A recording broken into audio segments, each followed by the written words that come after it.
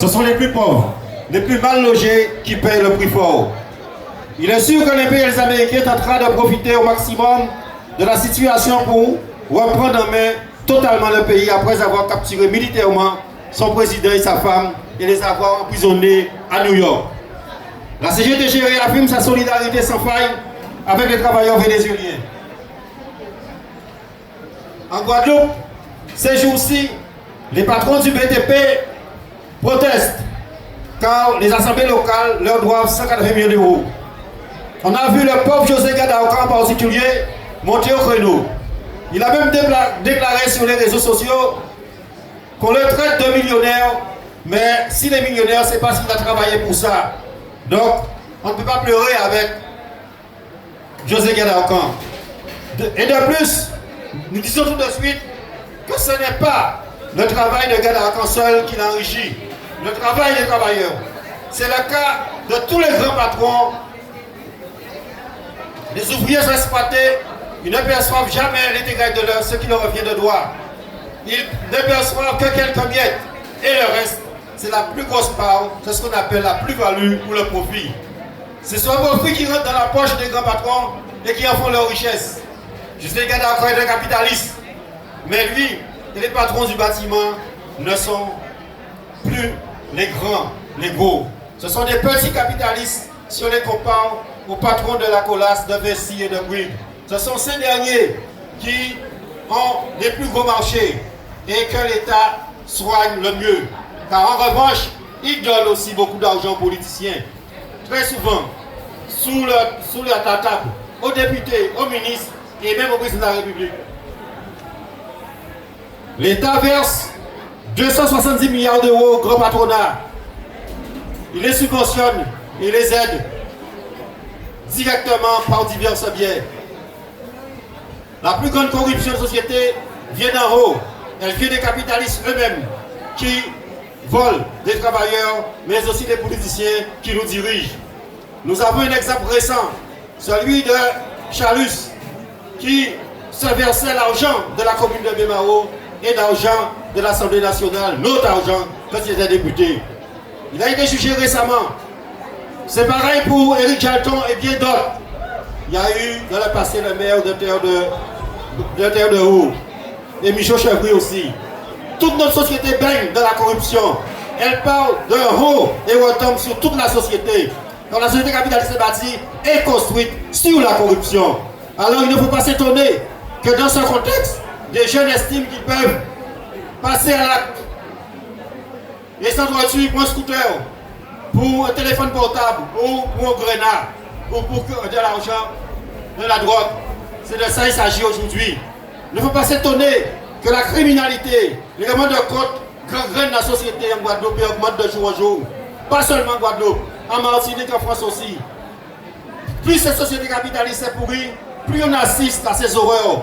Regardez ce qui s'est passé mardi à Capester, Bello. C'est un véritable massacre. Et nous saluons Rosette, la grand-mère, Marcel Monique, la mère, et bien entendu Jacques, qui est le père. Tous ont été membres du syndicat CGTG Banane. Nous saluons aussi Martial, qui a perdu non seulement sa famille il y a quelques années, mais qui a perdu récemment sa première fille et sa deuxième fille qu'il vient de perdre. À Martial et à toute la famille et à toutes les familles de ceux qui sont blessés gravement, nous leur disons tout simplement notre solidarité vis-à-vis d'eux. La vie est difficile, personne n'est à l'abri, camarades. Personne. Parce que ceux qui circulent en Guadeloupe, nous disons qu'il est de la responsabilité de l'État. Ils savent qu'il faut trouver les armes, où les trouver. Ils savent s'en prendre à nous syndicalistes, ils savent s'en prendre aux grands frères. Or les grands frères jouent un rôle important dans la société. Les grands frères arrivent à canaliser les jeunes là. Et par là même nous saluons l'action de Kérosène et de Saïd qui ont une fois pour toutes arrêté la guerre des gangs entre les Saint-Rosiens, entre Chien-Larry, entre microbes. Et eux, nous leur demandons de continuer à Kérosène et à Saïd de développer et de renforcer avec les grands frères cette action de solidarité et surtout que la jeunesse puisse travailler.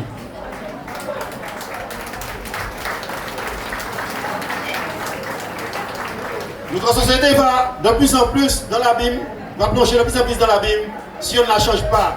Comment peut-on comprendre que le gouvernement français construise un nouveau porte-avions à 10 milliards d'euros alors qu'il n'y a pas d'eau potable au robinet en Guadeloupe? Alors qu'en France même, la canicule tue des milliers de jeunes dans les hôpitaux car il n'y a pas de climatisation. Quant aux salaires, ils sont bien bas, trop bas. Et il faudrait au moins 2200 euros de SMIC net pour vivre tant dans le privé que dans le public.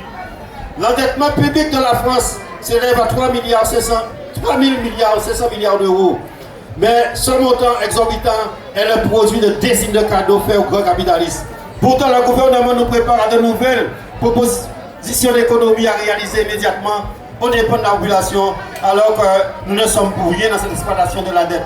Au moment où je vous parle, il y a 100 000 fonctionnaires dont les contrats ne vont pas être renouvelés. 100 000 fonctionnaires partiront à la retraite. Ça veut dire que ceux qui resteront, eh bien, il y aura plus de burn-out, il y aura plus de suicides et il y aura plus d'exploitation. 100 000 fonctionnaires, ça veut dire que les jeunes qui vont faire des études ne seront pas embauchés. 100 000 fonctionnaires de moins, ajoutés à la suppression des 40%, c'est ce dont il s'agit aujourd'hui, c'est nous faire payer très chèrement.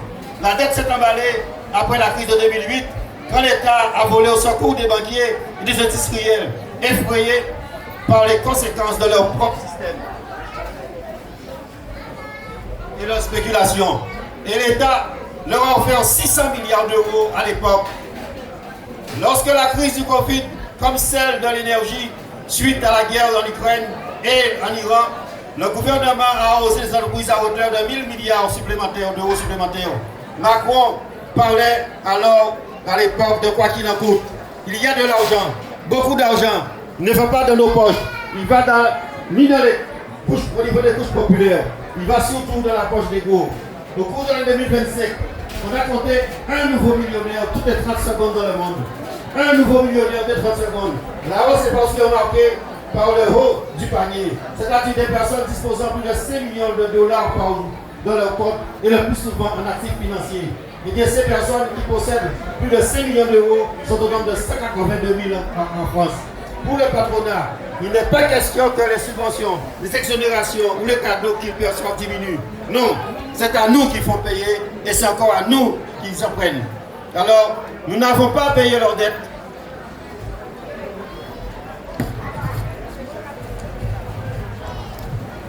Alors, selon la Cour des comptes, il serait donc urgent d'intensifier l'effort budgétaire jusqu'en 2029 à coup de nouvelles réformes contre les retraites, c'est de nouvelles attaques contre l'assurance chômage par exemple. Alors camarades, préparons-nous à refuser de payer la note, car dans la période à venir, le patronat et l'État vont multiplier leurs attaques contre nous. La décision de la Cour d'appel de maintenir le non-lieu dans l'affaire du chlordécone, c'est véritablement une insulte au peuple de Guadeloupe et de Martinique, un mépris total de la justice coloniale, de la justice de classe. Le congrès de l'eau qui nous prédit la fin des tours d'eau dans 5 ans, eh bien, on nous le dit tous les jours, depuis 2015. Charlus ne fait que répéter ça. Il n'y aura plus de tours d'eau, mais les tours d'eau, eh bien, ça se renforce. Les guerres impérialistes en Iran et en Ukraine sont aussi des occasions pour les travailleurs puissent s'en opposer. Les bombardements de la Caraïbe, l'épidémie d'Ebola qui s'étend au Congo, la bulle boursière concernant l'intelligence artificielle, la dette des États qui nous menacent de cataclysme économique, les tremblements de Cuba, le pouvoir des gangs en Haïti. Voilà, camarades, amis, frères et population, autant de situations qui nous montrent qu'il est grand temps de changer le monde, qu'il faut renverser le système dominant, c'est-à-dire le système capitaliste, de remplacer le système soucieux des intérêts de la majorité de l'humanité. Et cela seul, nous les travailleurs, pourrons le faire, car ce sont nous qui constituons la classe sur laquelle est construite toute la richesse de la société, mais qui n'en bénéficie pas de l'iota. J'aimerais terminer pour vous dire, hier, le 4 juillet, les pays alliés des États-Unis fêtaient ses 250 ans d'existence en 1776. Frédéric Douglass, ancien esclave échappé de sa plantation, devenu célèbre par la suite, fut inventé en 1852 à la célébration. Il déclara ceci le 4 juillet pour l'esclave. C'est un jour qui lui révèle plus que tous les autres jours de l'année. L'injustice flagrante et la cruauté dont la victime constante, dont il est la victime constante. Pour lui, votre célébration, c'est ça ce qu'il disait, Douglas, votre célébration est un simulacre. L'existence de l'esclavage dans ce pays, aux États-Unis, fait que votre républicanisme, votre imposture et de votre humanité, un faux semblant, et de votre christianisme, un mensonge. Ce 4 juillet est le vote, non le mien. Et vous pouvez vous en réjouir, mais je devais plutôt porter le deuil. L'esclavage fut aboli aux États-Unis en 1865. Il faisait déclaration en 1776. Eh bien, je pourrais dire qu'aujourd'hui, l'existence des esclaves modernes, des esclaves salariés que nous sommes, font de nous un système capitaliste actuel, une imposture d'humanité. Voilà, camarades, ce que je voulais dire aujourd'hui. Et vous souhaitez bien entendu de passer un bon moment. Mais avant de terminer, nous menons des combats. Nous menons des combats avec les camarades d'Okeo sur le plan judiciaire. Ils doivent avoir leur décision bientôt. Menons des combats avec les camarades de Guadeloupe qui sont là. Il faut que l'employeur, Madame Dip, paye tout ce qu'il leur doit. Il faut aussi que nous rappelons les combats menés ici et là par les camarades, notamment les camarades de ex-Datex Restanti. Dès demain, à 7h30, nous sommes devant la région, le département et le préfet pour qu'ils trouvent, effectivement, retrouvent leurs emplois. C'est à ce prix-là qu'il n'y aura plus de violence. C'est à ce prix-là que nous devons renforcer le combat. Et à ce prix-là, nous invitons les jeunes qui aiment cette orientation de venir avec nous pour mener ce combat-là. Il y a des combats très intéressants à mener. Soyez du côté de vos parents, soyez avec vos parents, au lieu que vous passez votre temps à vous entretuer. Et pour terminer, camarades, nous avons les élections professionnelles de la fonction publique d'État, de la fonction hospitalière et la fonction publique territoriale. Nous appelons tous, toutes présentes ici, à ce que vous meniez la campagne avec nous, à vos voisins, à vos amis, à vos proches, de constituer des listes GTG partout pour qu'en mois de décembre, que nous fassions un bon avant sur le plan électoral. Alors, bonne fête, amusez-vous bien et la lutte continue. Merci, camarades.